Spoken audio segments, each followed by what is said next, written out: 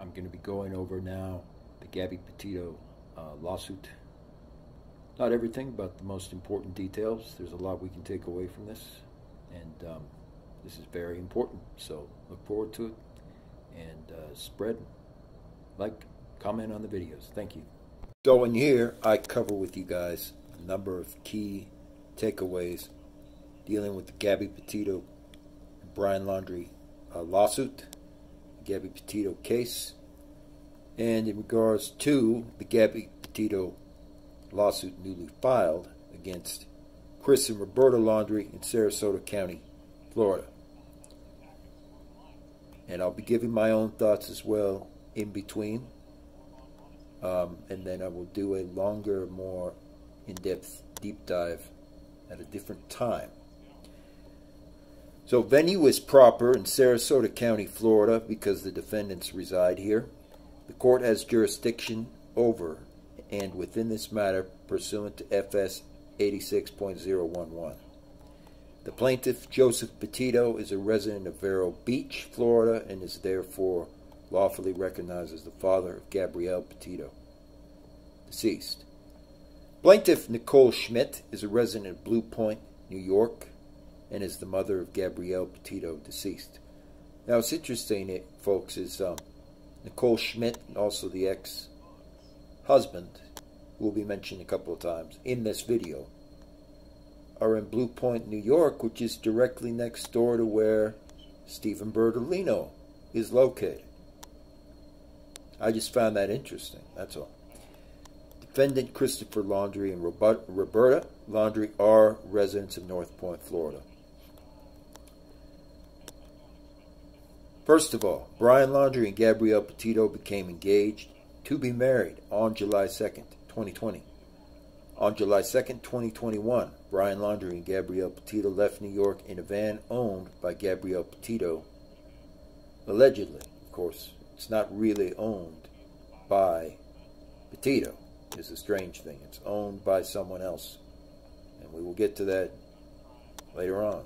Anyway, they take their trip across the western United States and are expected to last for many months on that trip. Prior to the trip taken by Gabrielle Petito and Brian Laundrie, Joseph Petito, Nicole Schmidt, and Christopher and Roberta Laundrie have a cordial relationship.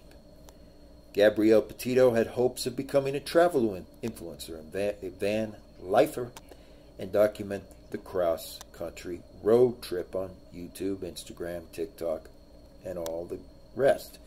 During the course of the aforementioned trip, Gabrielle Petito called her family daily, including her parents, Joseph Petito and Nicole Schmidt, about this whole ordeal.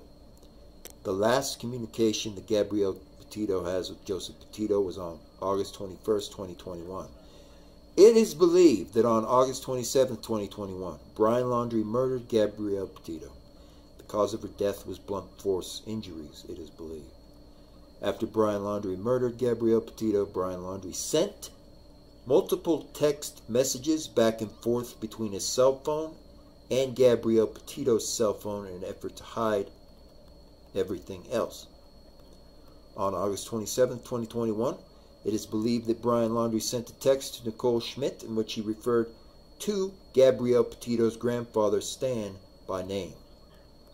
Gabrielle Petito never called the grandfather, nor called him by this name. It is believed and therefore averred that on about August 28, 2021, Brian Laundrie advised his parents, Christopher and Roberta Laundrie, that he had murdered Gabrielle Petito. On that same date, Christopher Laundrie and Roberta Laundrie spoke with attorney Stephen Bertolino and sent him a retainer fee on September 2nd, 2021. Now, not only is that true, folks, but also at the time, what you may not have been aware of is Brian Laundrie had scheduled to go into Florida, to leave Moab and essentially go into Florida and go into the areas around the national parks early. And then there is additional footage, actual photographic evidence showing him walking around after he allegedly disappeared in the Wyoming National Park. So, you know, they commit this murder because someone else was with Brian at the time, or someone else was involved in that park, is what we're finding out. But then after the murder is basically done, he winds up vanishing. And he disappears for a long time while the van also disappears.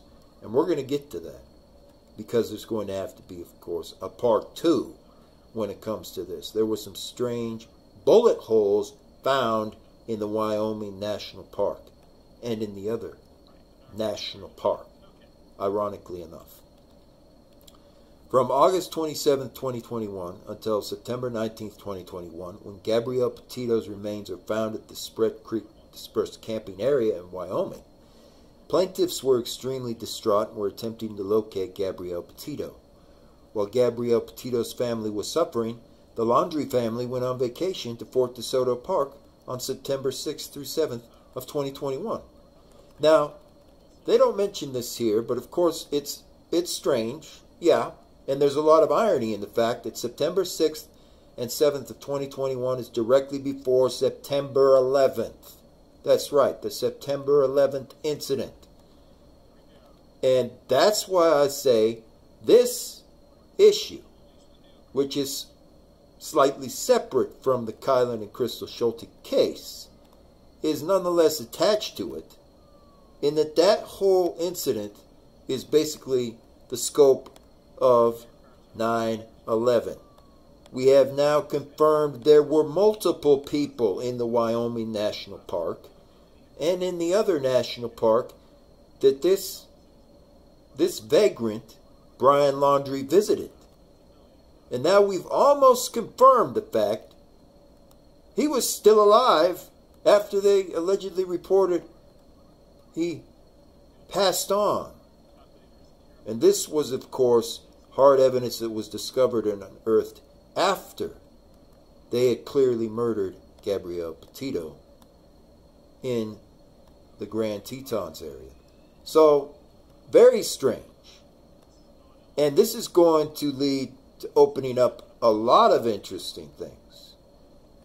And a few of the things that I bring up later in this video are definitely going to blow some minds a little bit.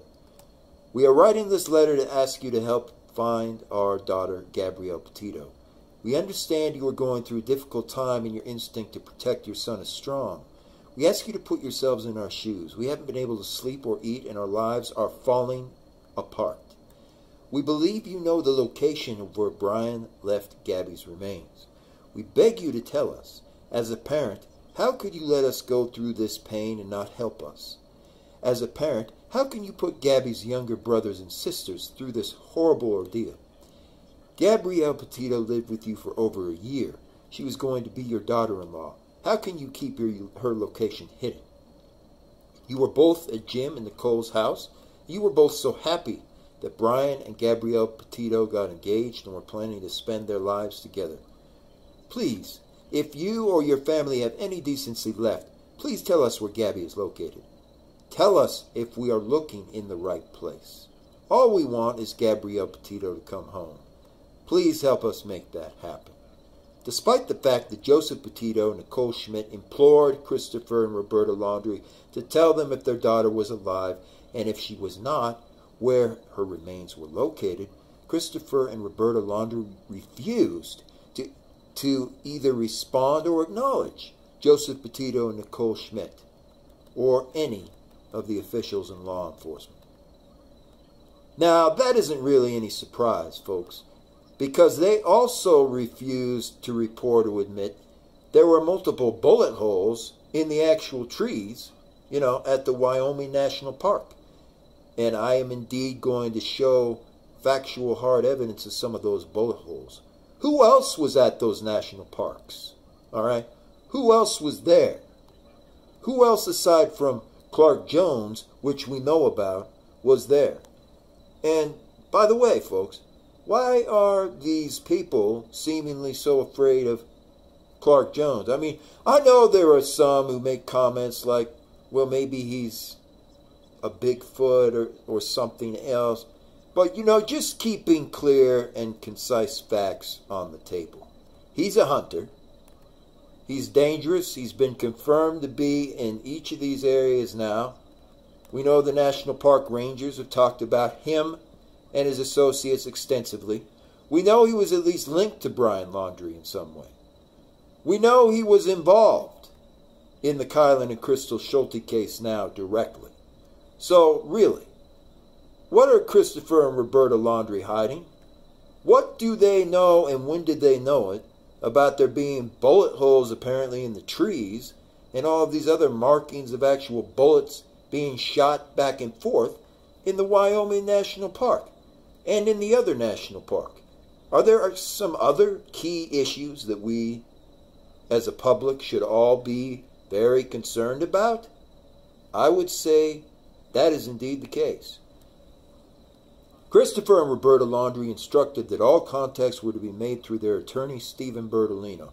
And by the way, Bertolino has now been linked directly to Jelani Day's alleged homicide. This is getting very interesting, don't you think? While Joseph Petito and Nicole Schmidt were desperately searching for information concerning their daughter, Christopher and Roberta Laundrie were keeping the whereabouts of Brian Laundrie secret the whole time. Christopher Laundrie and Roberta Laundrie knew of the mental suffering and anguish that Joseph Petito and Nicole Schmidt underwent, and in so doing, they refused to acknowledge it and refused to even mention the location of the remains of Gabby Petito. In doing so, Christopher and Roberta Laundrie acted with malice or great indifference to the rights of Joseph Petito and Nicole Schmidt. And in that is 100% correct. There's plenty of things they did.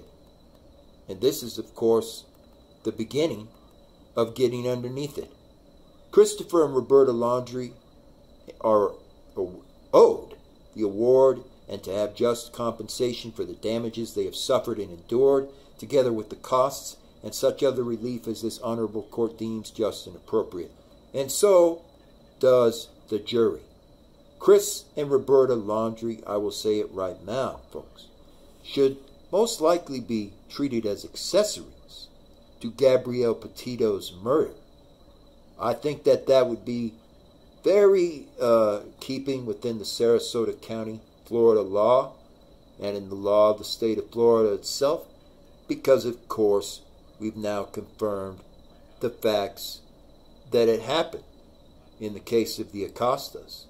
And it would perfectly apply, interestingly enough, there can be no irony there, perfectly apply to the Brian Laundrie case with Chris and Roberta Laundrie harboring him. Very important points. A little more detail we need to go into. Thank you. It is believed and averred that Brian Laundrie advised his parents, Christopher and Roberta Laundrie, that he had murdered Gabby Petito. The lawsuit stated. On that same date, Christopher and Roberta Laundrie spoke with attorney Stephen Bertolino and sent him retainer. The lawsuit states Laundrie had sent text messages back and forth between his phone and Gabby Petito's phone after her death to hide the fact she was deceased. The suit specifically mentions text that Laundrie allegedly sent to Schmidt again on August 27th that referred to Petito's grandfather by his first name, Stan. Petito's mother had previously said that final text message raised red flags to her because Petito never called her grandfather by his first name. The suit claims Brian Laundrie sent an additional text from Petito's phone on August 30th saying there was no service in Yosemite Park. The suit then lays out some of what happened in the days after Petito's death before an official missing person alert went out.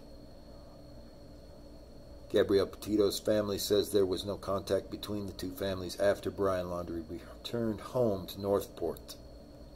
It mentions the vacation the Laundries took to Fort DeSoto.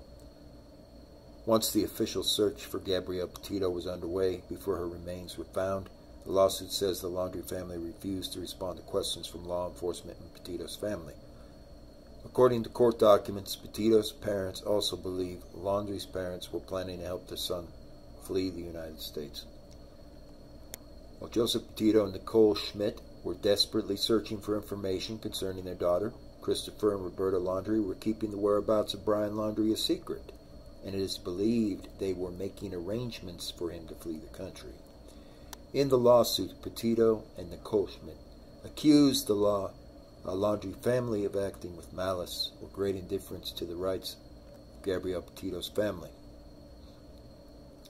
Christopher and Roberta Laundrie exhibited extreme and outrageous conduct, which constitutes behavior under the circumstances which goes beyond all possible bounds of decency.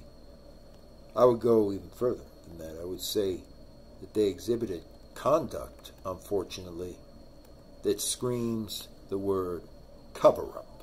That's what matters. And indeed, we are finally getting to see that with this. These are the actual bullet holes and the markings, paint markings of the bullet holes in the Wyoming National Park.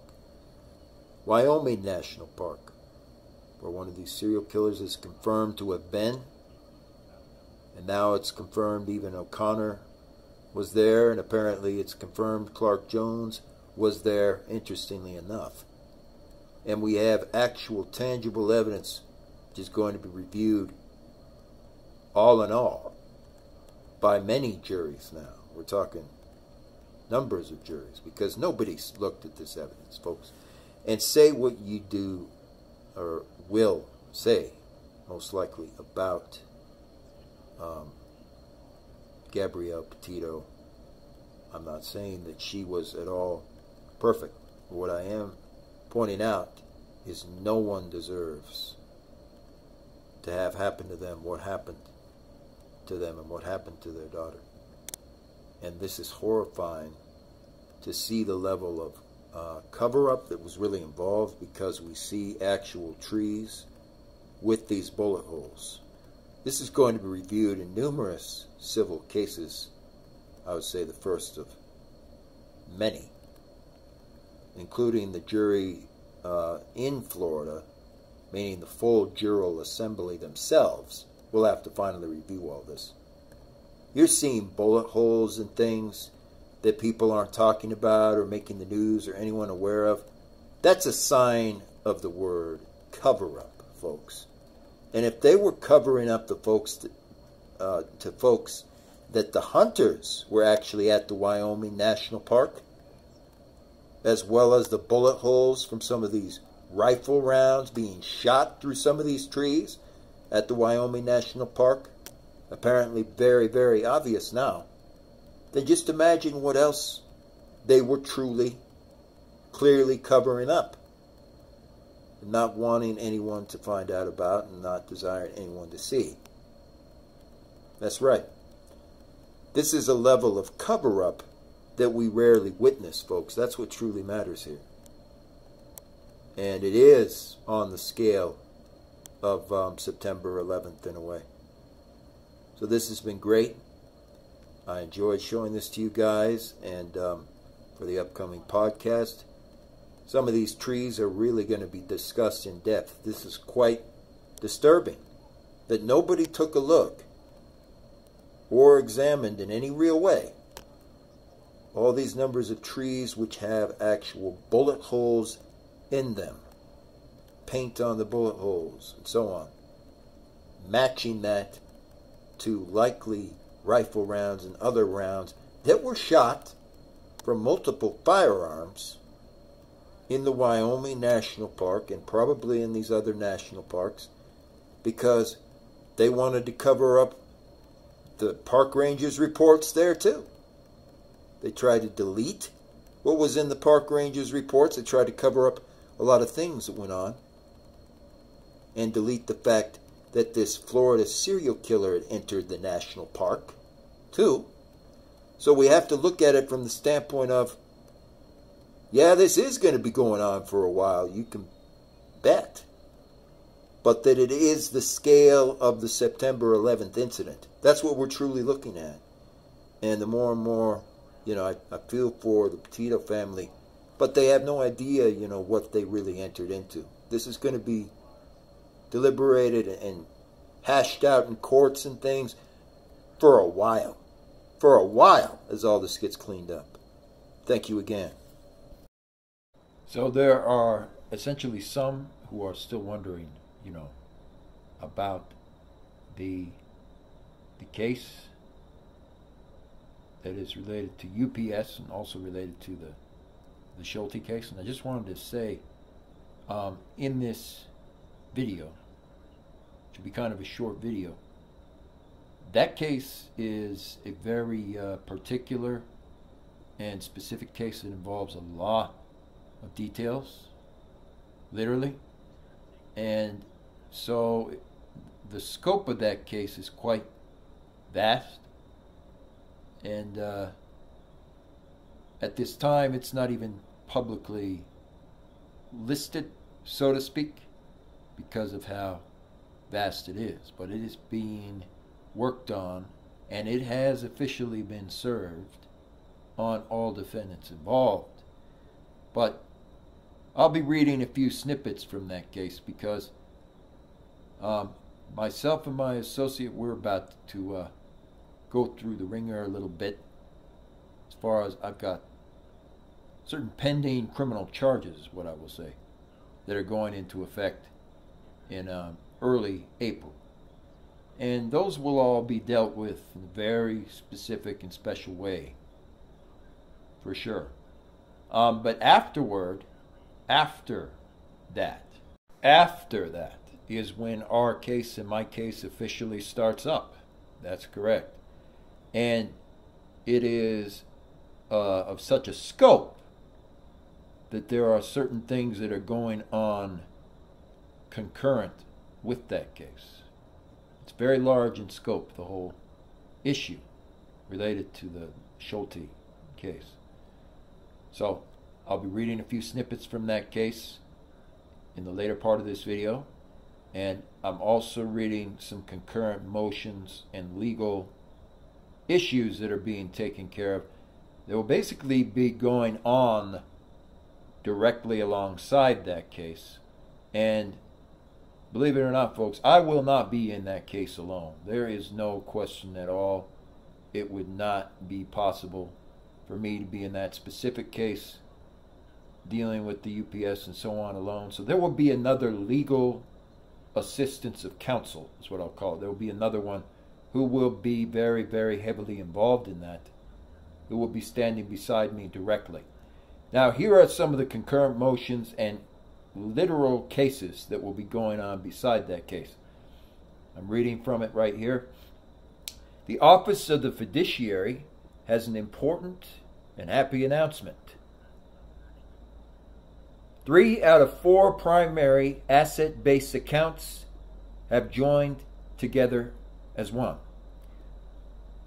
We expect that once the Russian and German inheritors of the 4th primary asset-based account step forward and take control of their personal assets, they will similarly see the wisdom and goodwill driving our efforts forward and will also join this effort.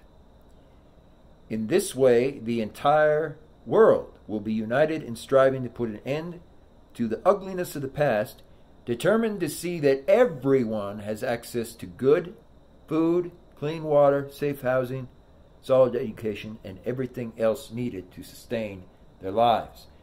No more war for profit, no more idiots as politicians, no more lies, no more confused and run amok employees in any jurisdiction.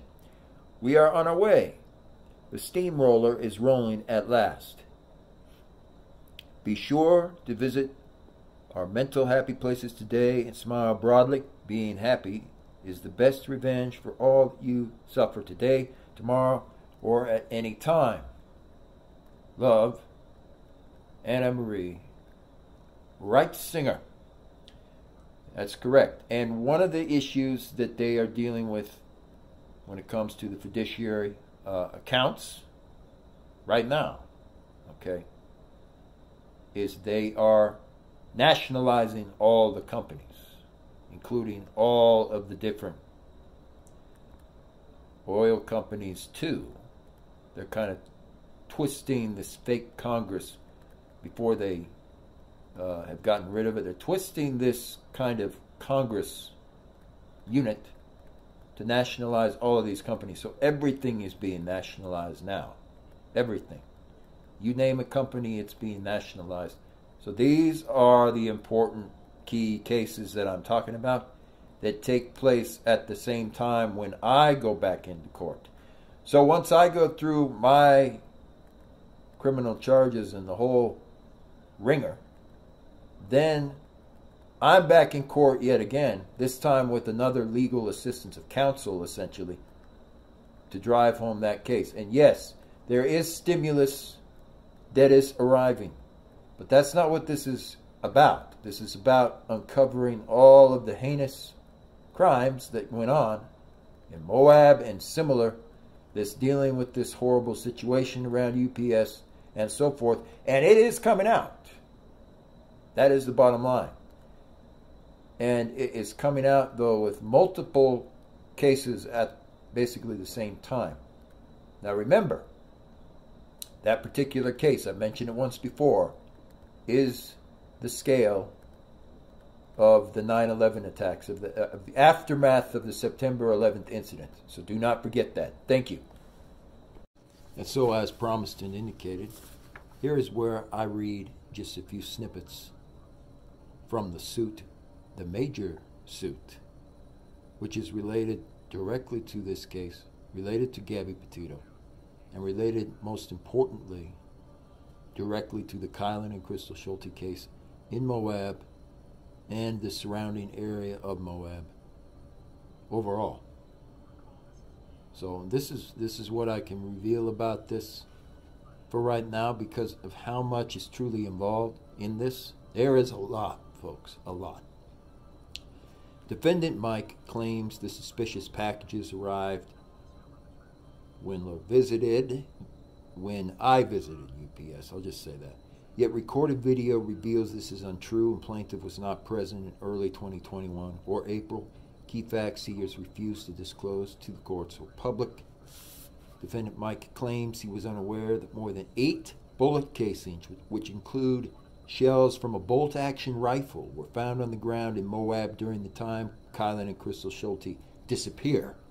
Yet evidence on police scanner reveals Mike was present and aware of the shell casings found in Moab and refused to inform of this fact, which was not disclosed to the courts or public. The defendant then claims that he did not know of the incident in Moab until after a double homicide is reported in August 2021. However, the police scanner evidence indicates the opposite and shows Mike was aware when Brian Laundrie traveled through the St. George area over into Moab, as well as Zion Canyon, and the domestic fight that he had that took place on the highway. This fact was not disclosed to the courts or public and calls for many further answers. Evidence reveals that a man by the name of Clark Jones is the official fleet supervisor for UPS Global Shipping within New York as well as Utah State during 2021. Mike claimed he had not ever heard of him, yet surveillance video proved otherwise immediately.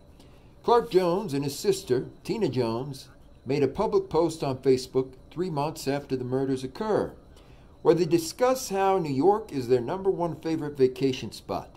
They then both reveal how Utah is their second favorite vacation spot overall. Yet Mike opts to not disclose any of these facts to the courts or public either. Recorded video footage shows and showcases Clark Jones visiting a few representatives at the UPS in Moab during early 2021. No irony there. As well as the official UPS fleet store in St. George, too. He had visited this area several times before, and the truck, that's all I can mention there for now, that Jones owns was spotted parked directly in front. Video evidence also shows this blue truck was parked out in front of the entrance to the Moab Arches Park the same week when the victims Kylen and Crystal Schulte disappear and are murdered. One of several exhibits shows Brian reviewing the Whispering Oaks Ranch. And by Brian, I'm speaking directly of Brian O'Connor. Danny Brian O'Connor was reviewing the Whispering Oaks Ranch multiple times. There's no irony there, right? These were one of several reviews done by Brian on the Whispering Oaks Ranch directly prior to the Moab incident, where Brian B., he calls himself, also stays again in the year 2021. He was a Maryland visitor who frequently visited North Carolina as well. Brian is widely believed and declared to be Brian O'Connor, who is very close to Clark Jones.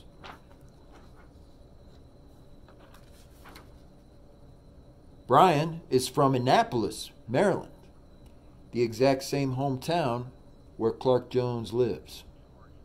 He does business in North Carolina and is widely believed to be Danny Brian O'Connor. That's right. Then there was also the issue of a piece of torn fabric which apparently had blood stains on it, still being examined,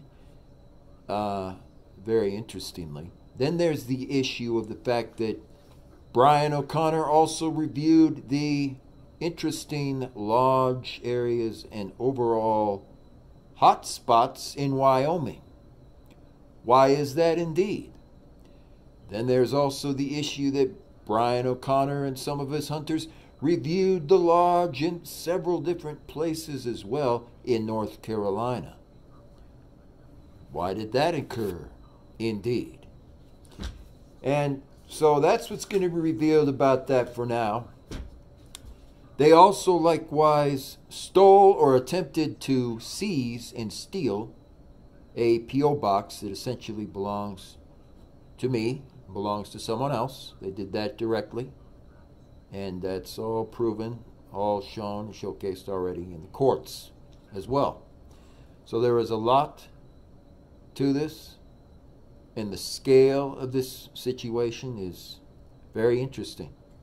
But this will be part one, covering the full effects and text of the Gabby Petito lawsuit and what it means for the near future, because what it also dovetails with, directly with the juries who are investigating and directly with the General Assembly, who will have to literally place a lot of criminal charges onto the record that they didn't know they would need to do, because, like it or not, that's the scale of this mess. That is the scale of this mess that deals with Moab, Salt Lake, and otherwise. It is the scale, literally, of the September 11th incident with its aftermath. So there's going to be a lot of things that occur, a lot of people who get taken down, a lot of people who end up having their name read aloud that never wanted to be named or read aloud in all of these different courts and in the actual General Assembly. So thank you. I appreciate you being here with me on this little fireside chat. And there is much more to explore, so look forward to the Gabby Petito lawsuit update, part 2. Thank you again.